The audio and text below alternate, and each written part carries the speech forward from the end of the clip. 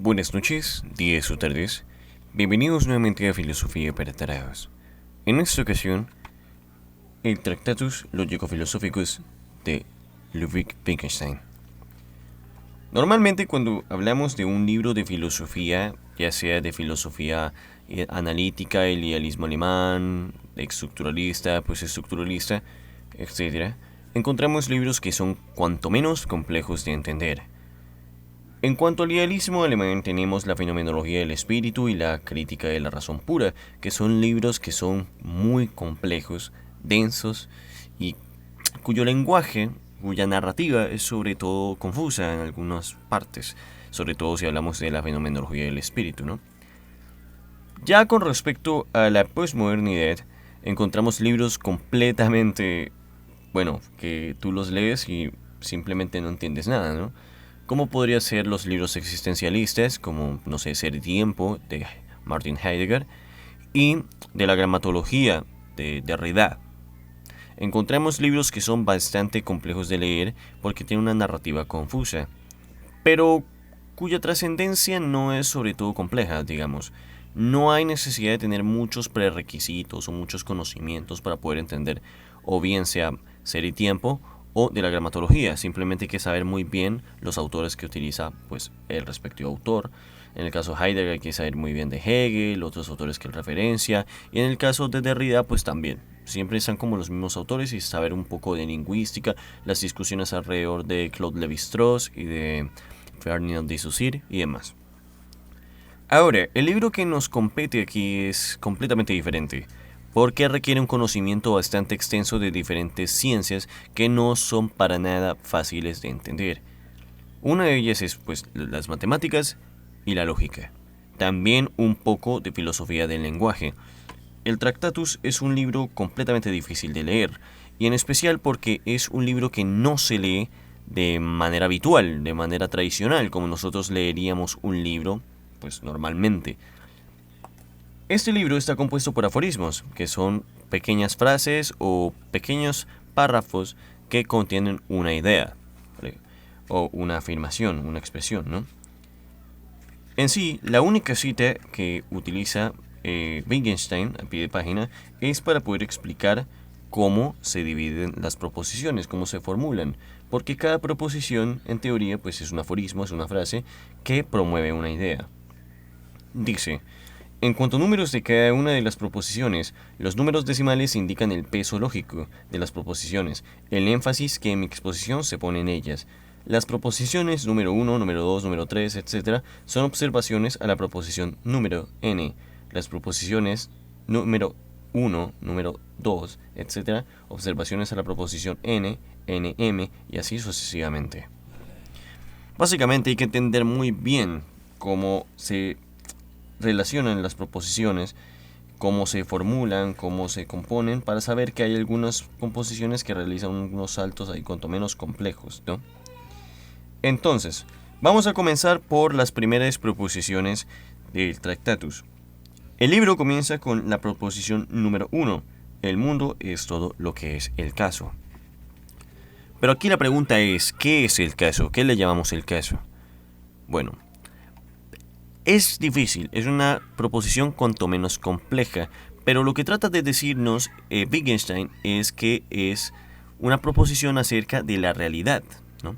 De los hechos.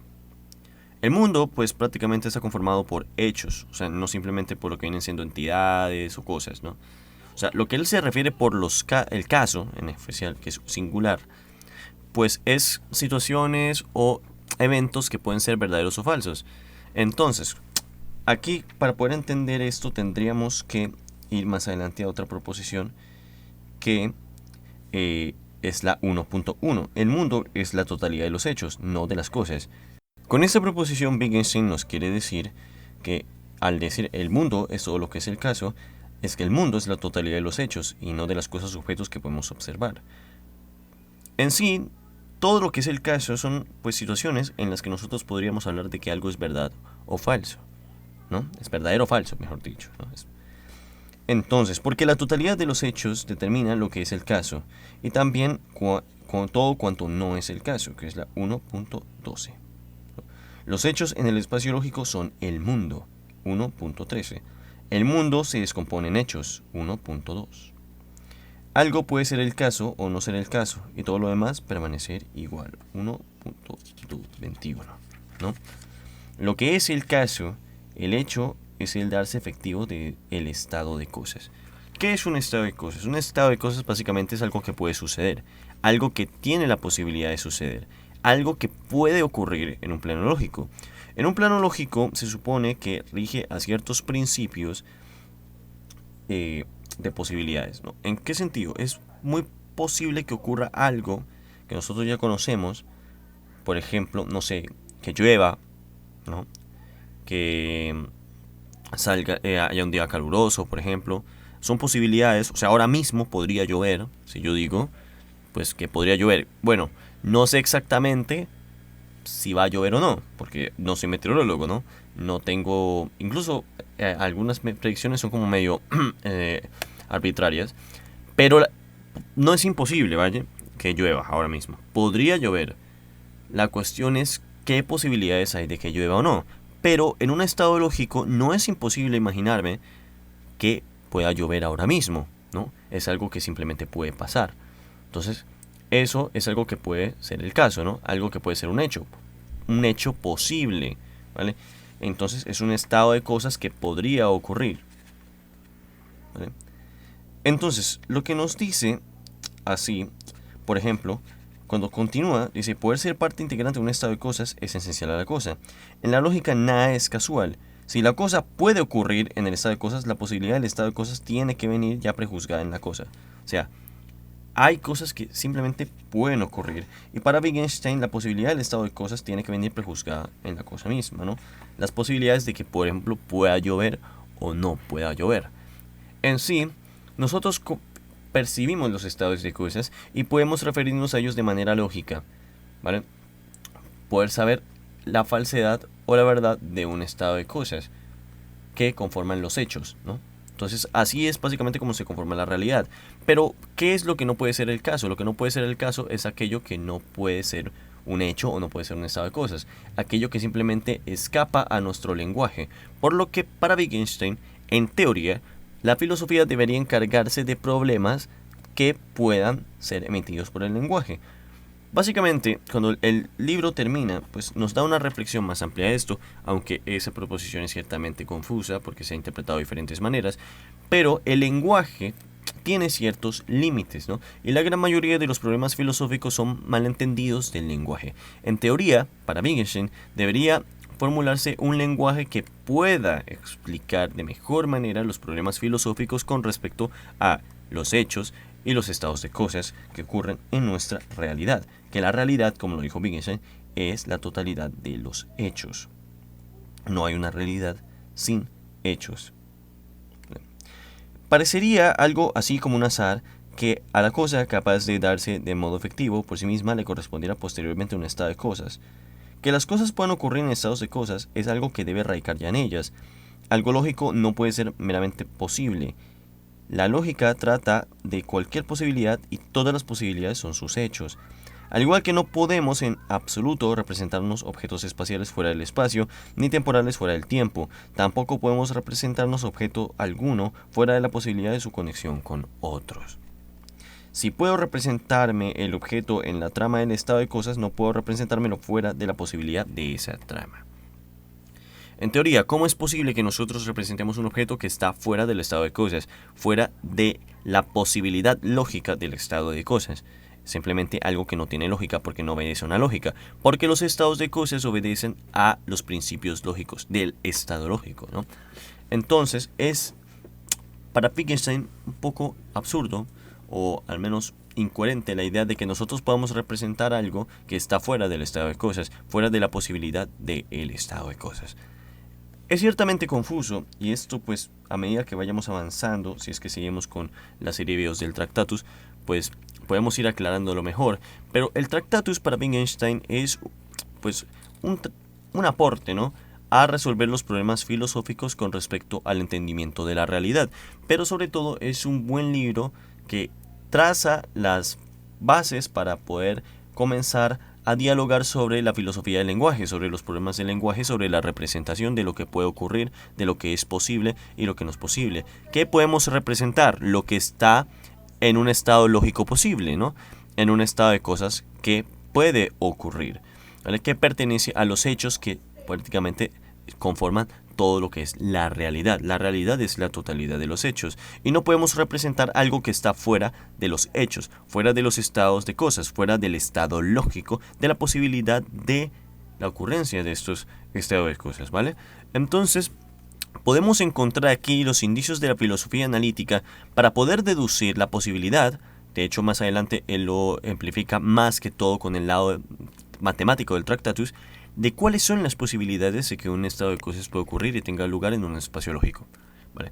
Más adelante también toma la noción de figuración. Cuando nosotros figuramos, hacemos figuras de las cosas, el término de figuración es mucho más rígido, mucho más concreto que el término de imaginación. Porque cuando nosotros imaginamos algo, la imaginación no obedece respectivamente al estado lógico que se refiere Wittgenstein en las primeras proposiciones, mientras que la figuración obedece al estado lógico, que en teoría debería obedecer a la posibilidad de los estados de cosas. De los estados de cosas que, como ya habíamos dicho, pues tienen prejuzgadas su posibilidad de poder darse o no, ¿vale? En este caso, como lo había dicho, yo podría imaginarme, claro, una lluvia, que puede llover ahora mismo, figurar, yo hago figuras, cuando yo figuro la lluvia en sí mismo, figuro algo que yo conozco, ¿no? Me hago figuras de la lluvia, de cómo se desarrolla, además. Pero sería, por ejemplo, fuera del estado de cosas, decir que, no sé, que va a llover algo que no sea agua, ¿no? Por ejemplo, algo diferente. Digamos que yo, por ejemplo, digo que va a llover salsa, por alguna razón, ¿no? Esto está fuera del estado de cosas, porque no entra en el estado lógico. No está en el estado lógico la posibilidad de que llueva salsa, por ejemplo. ¿Por qué? Porque no obedece al estado lógico, porque no es algo que pueda ocurrir, porque me estoy representando algo que está fuera de la posibilidad del estado de cosas, ¿vale? Es algo que simplemente no puede ocurrir. Entonces, con esto podemos ver que la figuración obedece a principios lógicos con respecto a la realidad que nos compete, y por eso es difícil, en términos ontológicos, nosotros hablar de las cosas que en teoría no deberíamos hablar cuando termina el Tractatus, que son aquellas que no podemos representar de ninguna manera, o al menos figurarla lógicamente en la posibilidad de un estado de cosas, ¿vale?